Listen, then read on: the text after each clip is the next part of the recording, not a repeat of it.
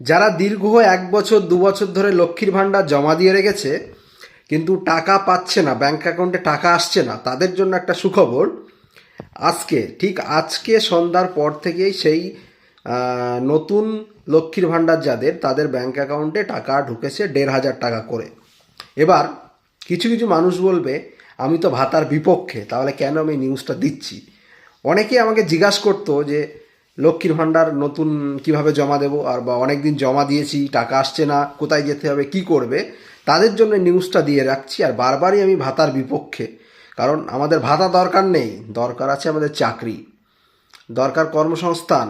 তাহলে আমাদের ভাতার কোনোদিনই প্রয়োজন পড়বে না। এবারে যে বাজেটটা হলো সেটাই কোথাও আপনারা দেখতে পেয়েছেন যে চাকরি বাকরি বা কর্মসংস্থান নিয়ে কোনো কিছু উল্লেখ আছে? শুধু ভাতায় ভর্তি, ভাতায়। যাই হোক, যে সরকার যেটা দিচ্ছে প্রথম কথা নিয়ে নিতে হবে, কারণ যেটা দিচ্ছে আমাদের ট্যাক্সের টাকা থেকে দিচ্ছে, বাবার ঘর থেকে এনে দিচ্ছে না। যে আগের সরকার দেয়নি, এই সরকার দিচ্ছে, আর পরে যে সরকার আসবে সেও দেবে। সুতরাং কেউ কারোর বাবার সম্পত্তি থেকে দেবে না।